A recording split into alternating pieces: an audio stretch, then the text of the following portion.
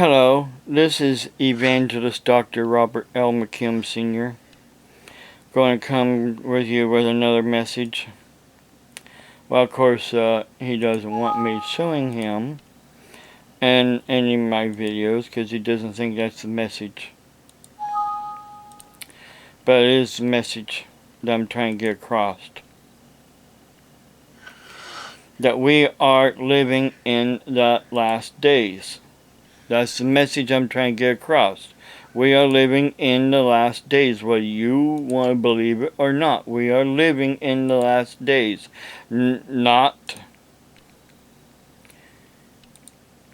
science fiction, hype, as I've been told in the past. We are living in the last days that Jesus said will happen.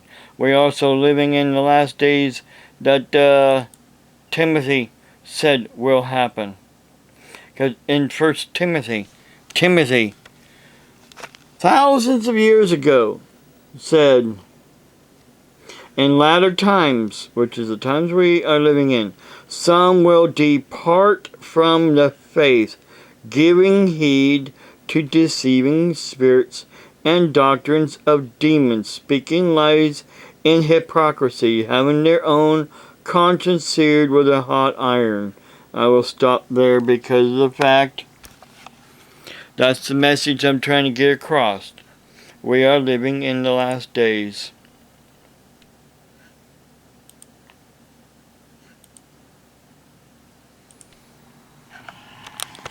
Good morning, Bob. Part 3 and final part. Zach and I are headed down to the dog park. Anyhow, one thing is you watch Paul Bagley and Jim Baker and all them, and I don't agree or believe in their message. However, what I'm trying to say is you never, ever, ever hear them talk about their detractors or the people that leave negative comments, and I guarantee you they have thousands of negative comments and detractors. Way more. You couldn't even wrap your mind around how much negativity they probably experience.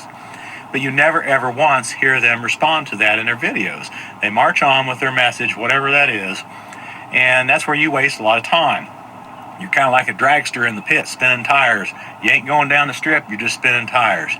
And when you address these people and you waste a lot of time doing that, you go back and make additional videos about the negative things people say, you're throwing gunpowder on it and then standing back and wondering why it went boom. Duh. Stop it. Stop giving them any place whatsoever. Just get your message out there. Get out of the way of your message. Stop making it about you. Stop addressing all these people that are being negative on there. It's like poking a Pillsbury Doughboy in the belly. They're just waiting for the giggle.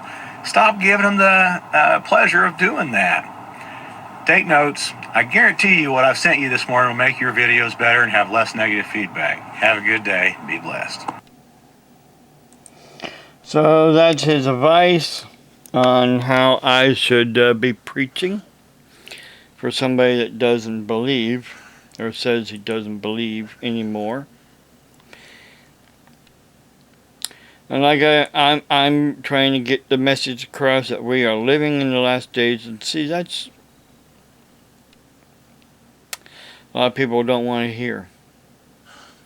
They don't want to hear that also in 2 Peter, I mean, come on, even Peter, thousands of years ago, said,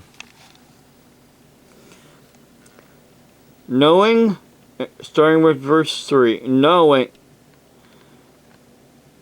this first, that scoffers will come in the last days, walking according to their own lusts, and saying, where is the promise of his coming? For since the fathers have fell asleep, or basically died, all things continue as they were from the beginning of creation. This was written thousands of years ago. This wasn't written just recently.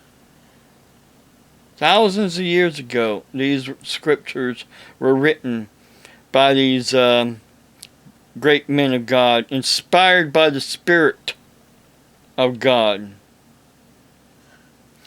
And then in 2 Thessalonians,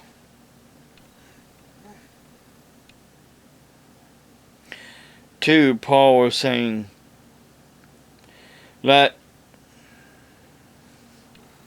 Starting with 3. Let no one deceive you by any means, for that day will not come unless the falling away comes first, and the man of sin is revealed, the son of perdition, who opposes and exalts himself above all that is called God or that is worshipped, so that he sits as God in the temple of God, showing himself as he is God. Basically, people, that the falling away has come first. I mean, like in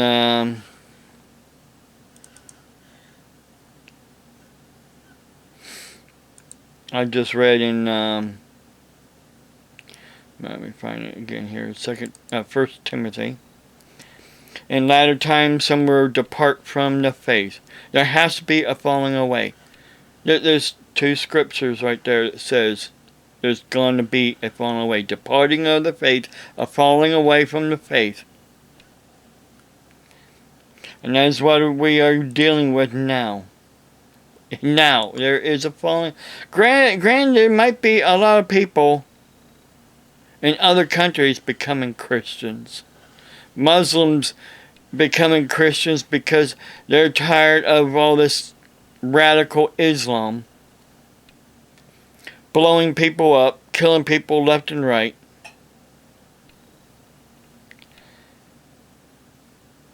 But here in the United States of America, we are losing our faith. And it isn't because of the fact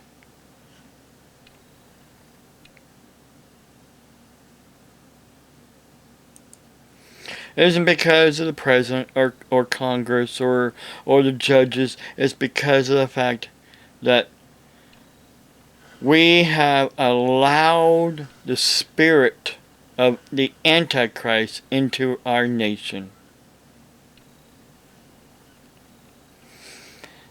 But to those who believe, stand fast, do not give up. Jesus said, the one who endures to the end will be saved. In Matthew 24. So that's what I'm trying to get across. We're living in the last days, but Jesus said, if we endure to the end, we will be saved. There is an afterlife. Because I saw it. If you don't want to believe it, if you want to say it's a hallucination, and I guess I'm in good company. At least I'm not going to be suffering the way you're going to suffer when the time comes. Who doesn't believe? Because you're going to suffer. You think you're just worm food? Well, oh, you're going to be surprised when the time comes. Remember, Jesus Christ is the way, the truth, and the life. No one goes to the Father but by only through Him. God bless you. Have a blessed day.